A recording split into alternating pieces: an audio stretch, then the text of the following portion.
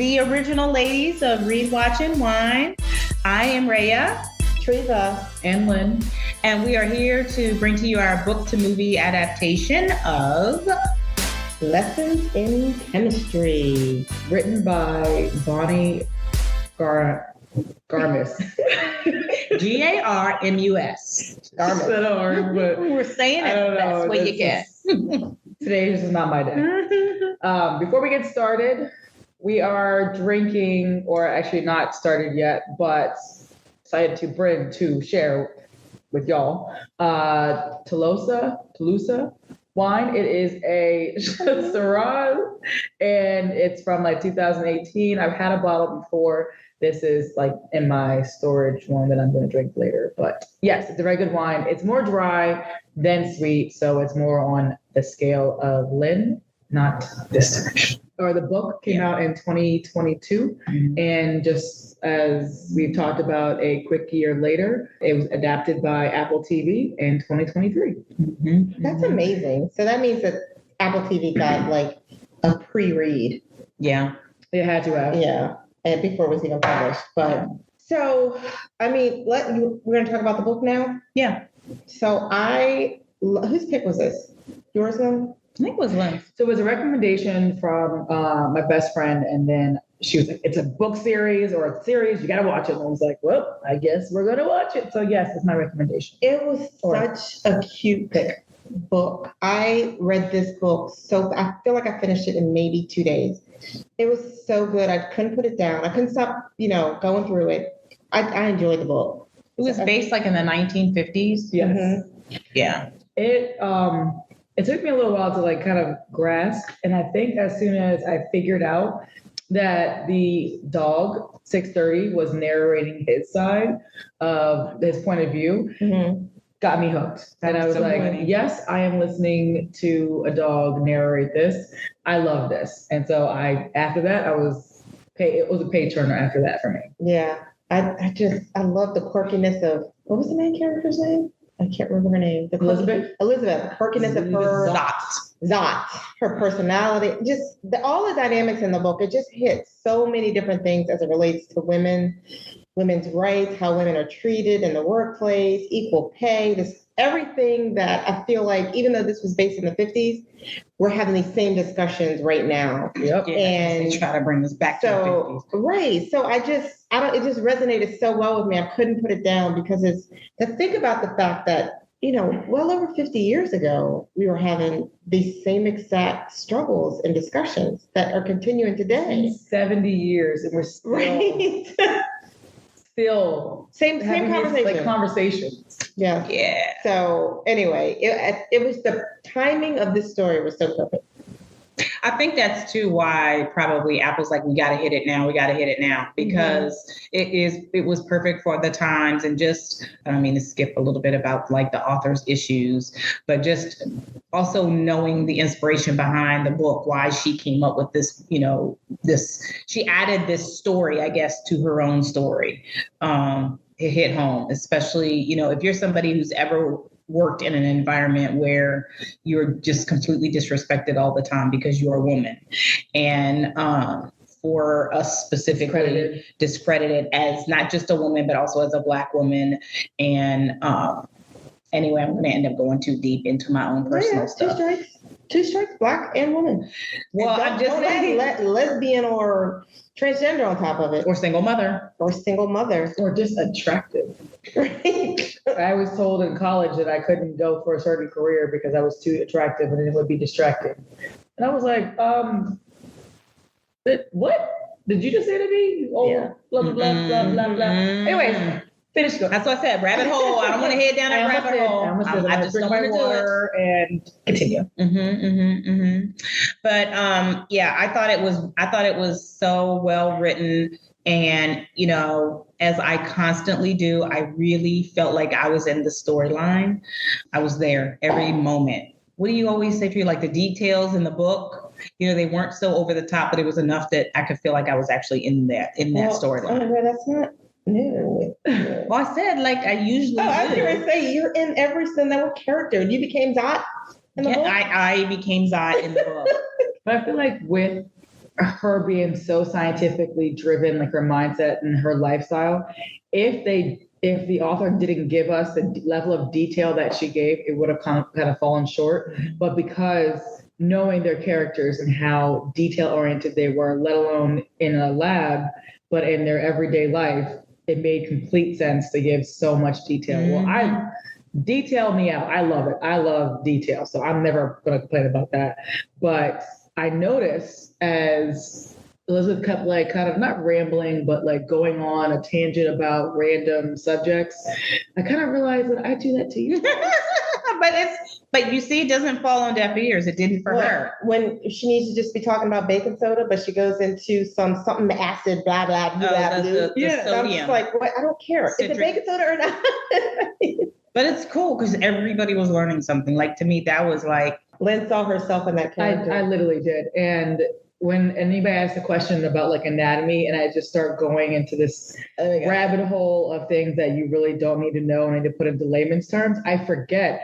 And so when she kept doing that and talking about like COO3H is, vinegar. Yeah. I was just like, is that how people feel when I go on my random? Well, Tree of the Bones, they connect like this and then they rub and then it goes into, that.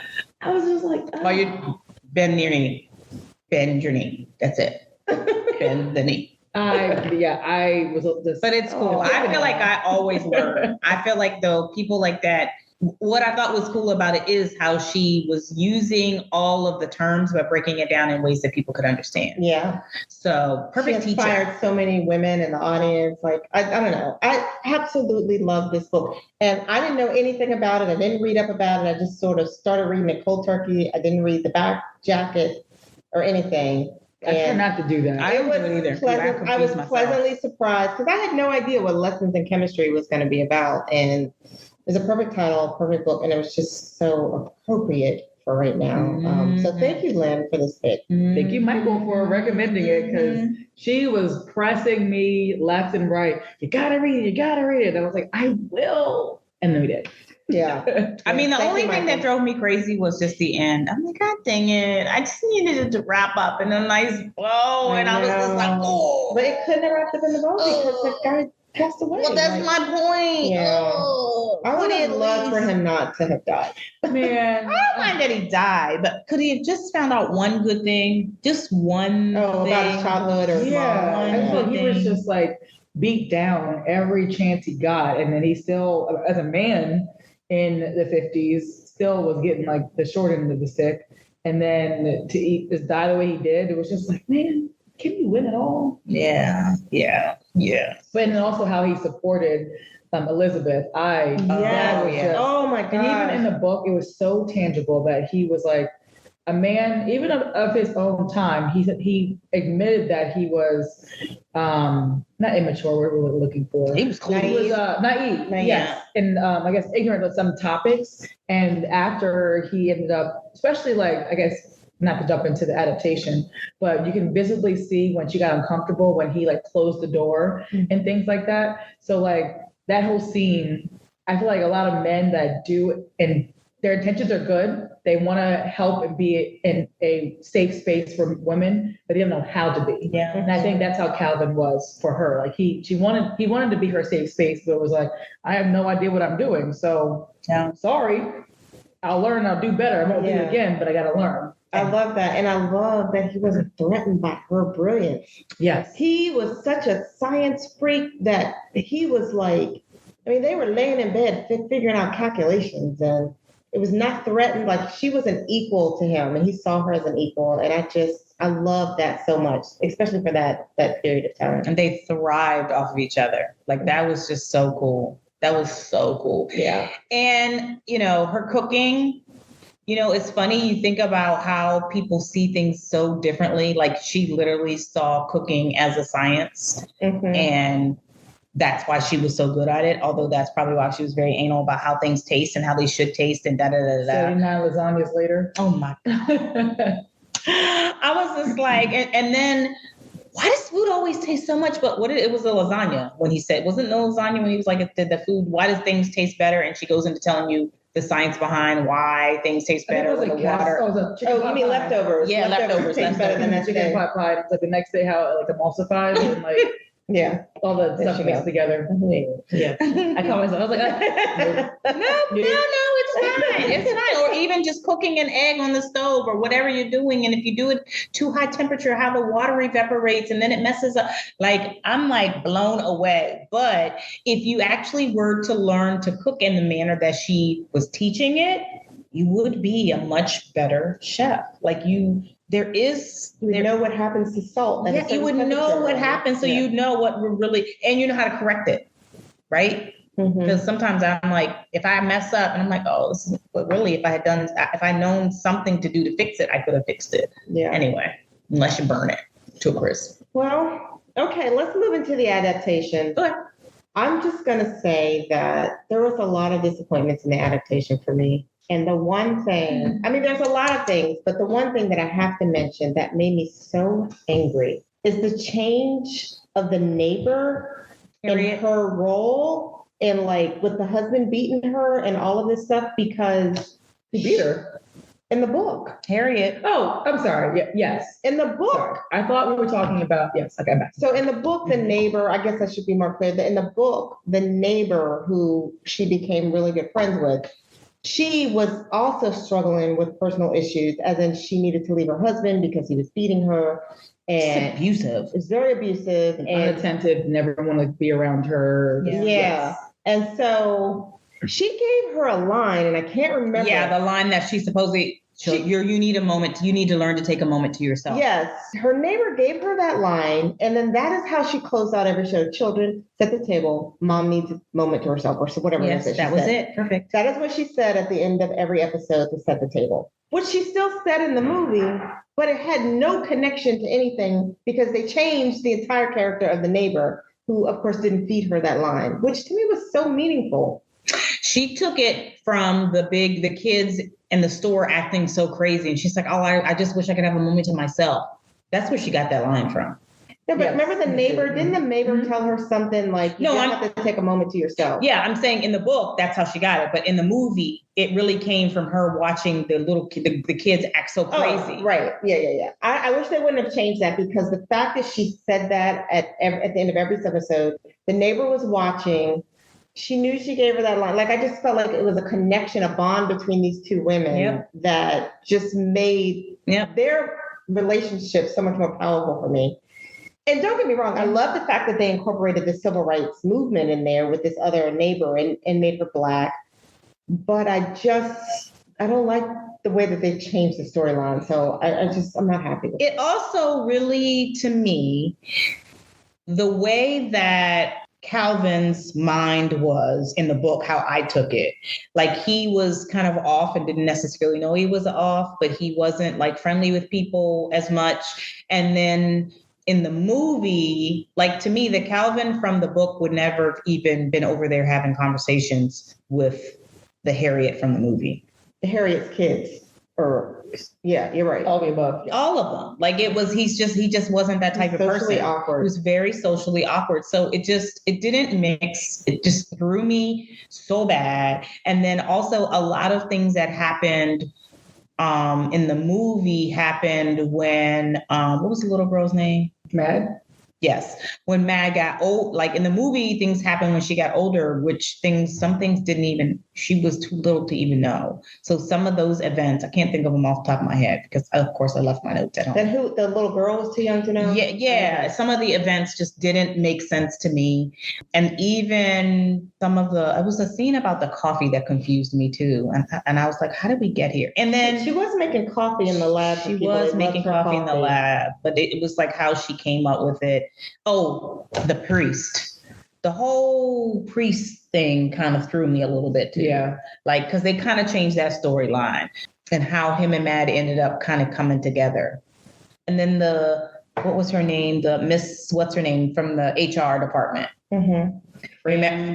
Fritz or Fran. Yeah. Remember, she was actually working. She had ended up getting a job because she got fired and she got a job working for the priest. And that's how that all came together. And that's how. So, and then the book, to me, she wasn't as nasty as she was in the book. She wasn't as nasty. She was more that brought the pro, his, whatever. His effects or his stuff back to her. Yes. And that showed that even though she was wronged in her other ways, she still was looking out for her in the book. Yeah. In the movie or the series, she was like a supporter. Totally different. And then she brought her to work with her, remember? Yeah. At the TV studio, yeah. And she ended up dating the guy that was mean to you before, but we both were struggling. No, it wasn't the same as the book. Mm-mm. Yeah, and then her and her producer got together instead of the producer Walter and Harriet. So, the reason why I don't like the way that they changed the HR lady is because that showed a side of Elizabeth which was open to forgiveness. Yes. Because that girl treated her so poorly, but they didn't show the harsh treatment and the harsh words that she said to her in order for you to feel like Elizabeth really had something to forgive. I mean, she had something to forgive, but not to the extent that the book demonstrated. She just didn't go through as she should have had a little bit rougher time. And also, I felt like in the book, it showed how women sometimes are, the pushers of that male agenda. Exactly. And get caught up in it. Oh, we're supposed to look beautiful. Oh, we're supposed to. I was like. Yeah, they missed the mark on that one. And then how they came up with 630's name. That crushed me. Why did they change that in this adaptation? Why? That crushed me. I was just like, wait, because she met 630 before he even came around, remember? 630 was in the book. So they didn't even meet him together when they were deciding to get a dog. It was just... I mean, it wasn't as bad as we will not say, but... honestly, if I hadn't read the book, I probably would have loved the series. The standalone, the series was awesome. Yeah. But since it was based on a really good book, like if it was, no offense, Bonnie, but or actually to compliment, but if you had wrote a terrible book and they made the series based on a terrible book, then I'd be like, look, y'all did it did it justice. Now it was kind of a disservice because they just missed so much detail that Bonnie put into it. For that reason, just so many, I guess, details for women that we notice being in a womanhood, but also, I'm not even going to go down that rabbit hole, but being in womanhood, we notice different things about each other and different moments that need to happen to be able to be a predecessor of the next moment. And I think that that's how it happened in the book. In the series, those connections were missing a little bit. I mean, they kind of were there, but it wasn't weighing as heavy as the book to me. Mm-hmm. Even with Harriet in the book coming over and really showing her how to take care of her daughter, that was all gone. That was all lost because it didn't show that struggle. It didn't show her having any problems really with Mad. Well, she just grew up. It was I just get so stressed out. And before they knew what postpartum was, it was just everybody kind of goes through it by asking everybody else that was playing bridge or whatever. But it wasn't the whole bridge, this whole group of friends. She's so awkward. But she had this whole group of friends that came over. And she was selling freaking Tupperware. How did we go there? And I didn't like that because that took away from her brains or innovation that you got out of the book, right? The woman started doing papers and created this lab in her house. And while they did show that in the movie, why did they have to add the happy homemaker Tupperware? I don't know why. Because she was her little bit of money she was making. Remember, she was reviewing all of those scientist stuff for them. They were coming to her house and paying her. And instead of you saying these men needed her, you had to make her Tupperware saleswoman. Yeah. I know they touched on it in the book, in the series, but it was they weighed too heavily on the Tupperware portion, how she became Susie Homemaker because she was forced to. And it was nah, she thugged it out in the book. I'm a scientist, so I'm gonna find my way. I'm gonna hustle I should as a scientist and as a woman, as a single mom. I'm gonna thug it out, and she did. In the book, not the series. Yeah. So there was just so many disappointments throughout, but like you said, the series was great standalone, but it had the chance to be as impactful as the book. Really did. And I just feel they kind of missed the mark a little, or not a little bit, but a lot of it on a lot of things that they should have kept that were pretty fundamental to building the characters and their relationships. Yeah. I need to know why that had to happen. I mean, it's great. Like you said, they brought in the civil rights movement. It gave more chances to even, the Black actors that were able to be in the movie that probably wouldn't have been in there otherwise. So that all is great. But I just feel like when you're somebody that reads a book and you're waiting for it to come out on a movie because it was so good, and then you're like, what? Yeah. Just happened. And there was some dialogue about that I listened to about the author, and they asked the person that was interviewing her asked her a lot of questions, of course, about the inspiration, which you talked about earlier. But they asked her about the writing of the adaptation, and she was like, "Well, listen, I forget the name of the woman, but it's the same woman that wrote Aaron Brockovich. She's like, when you have that type of writer involved, then you can't worry about it because it's in good hands." And I have to agree with her because the series was written really well, but it did not respect her book. It did. And so she seemed happy with the series.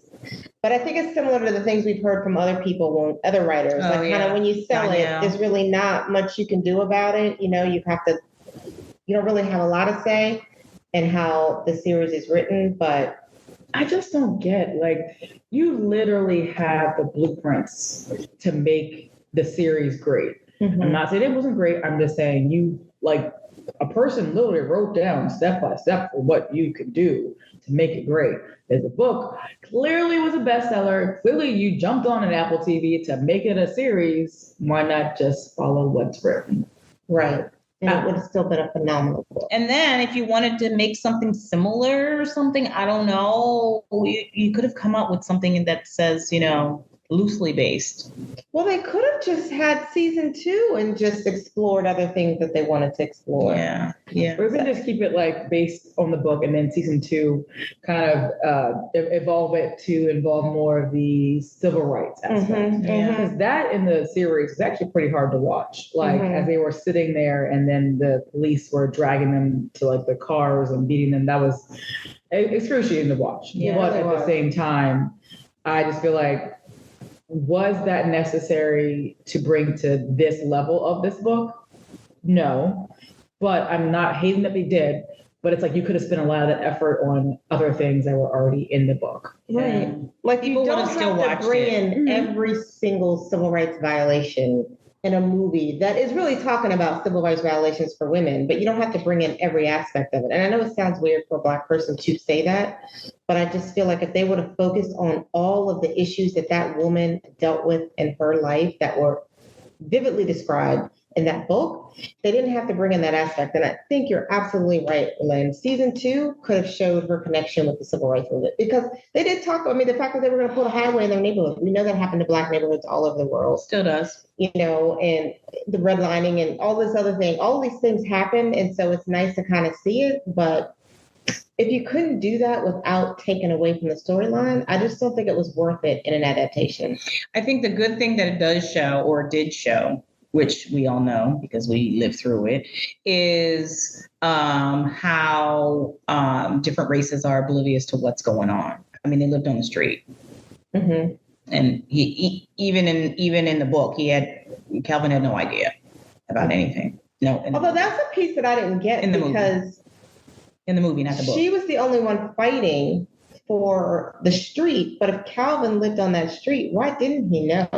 So let me tell you what I was thinking. I was confused about that. I was assuming that maybe it was only going to affect her side of the street. She kept saying in my backyard. In her backyard. I didn't know if it was referenced as in it's going to be close in her vicinity or literally taking away her land in her backyard to put the highway. But not his. Because he's across the street. Well, he's across the street, so they could have kept his street intact.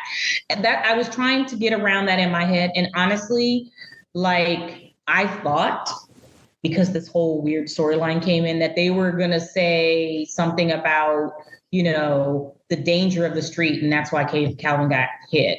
I was trying to understand, I was trying to find a connection to the storyline, and it never happened. They didn't do a good job of making connections in the series, connections that we felt from the book. Even the rowing, how much time he spent teaching her to row. Or even showing them rowing together, which happened so much in the book. Right. Because that's how the doctor got to know her. That's like, it's too much. It's too much. Yeah, that connection was dropped too. He just like randomly showed up at the house, and it's like, so how do you know where I live, Doc? But in the book, he knows where she lived because they actually were friends outside, well, kind of friends outside, but you know what I mean? They actually had a connection outside of like, oh, I'm showing up at 7 months pregnant. Like, to me, the Tupperware scene really just messed me up so much because the rowing scene had so much more, to me, impact on showing, women are just as good as men. Mm-hmm. Yes. Like, you took that away. You just took that away. They did take that away. And I agree with the rowing dynamic because it's okay, it happens. I don't know what just happened right there, but there was something with the rowing that I was like, yeah, I do remember that.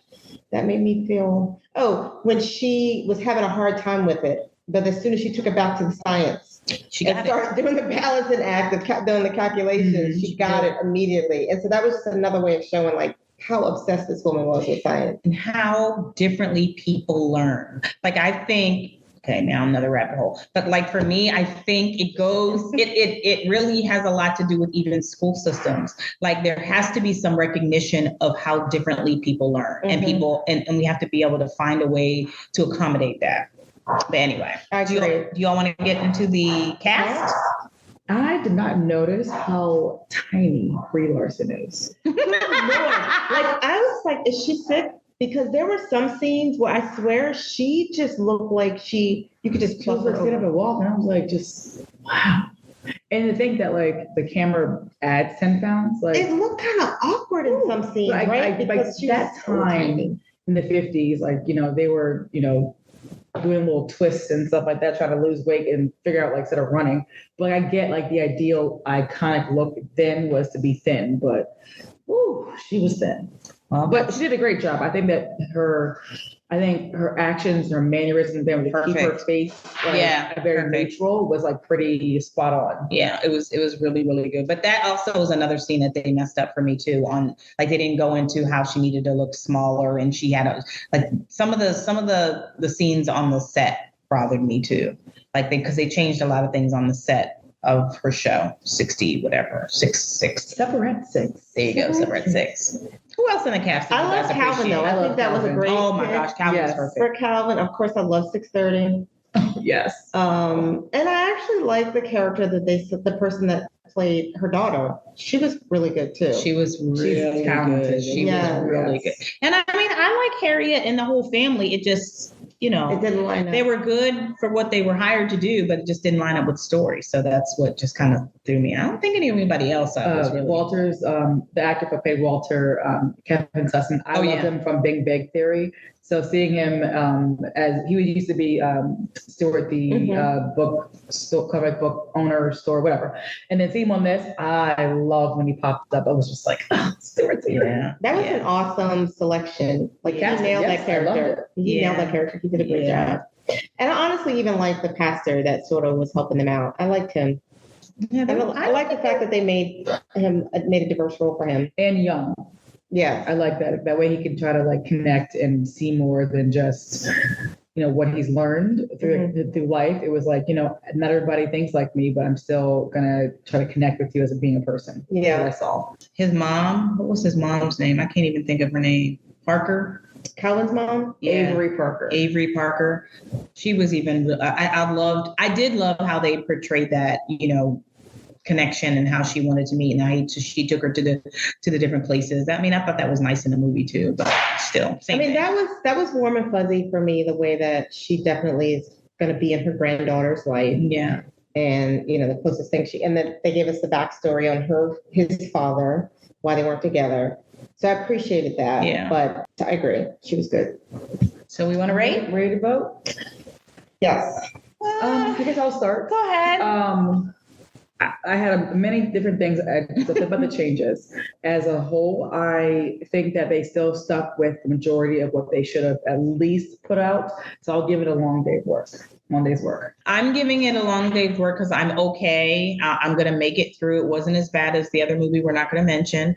I'll give it a long day's work. Long glass. What is it? I'm giving it a half glass. Oh, is that what it's supposed to be, a half glass? No, it's long day work. Long day work. But what's the slowest one? I mean, the worst one? Sip. Oh, yeah. I would be half glass too. So are you long day? I'm a half the class. I was trying to do half.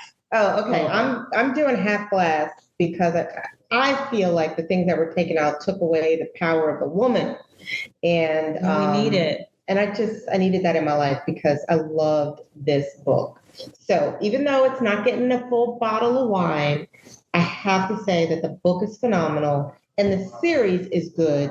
It's just not the best adaptation. And I think, honestly, that might be why they put the civil rights stuff in it, because remember, we're talking about the timing of everything. So maybe they were trying to incorporate it because of the times that it's being shown. We got, voting coming up. We got all kinds of stuff. All of our civil liberties being shown. That might be why. It could be. But thanks for listening. Thanks for tuning in. Please follow us. Read, watch, and wine. You can follow us on Instagram, Facebook. You can listen to us on Spotify, any social media that has any podcast, we're there. Find us, follow us, support us, give us feedback. Yes, please do. Yay! Thank you. Bye.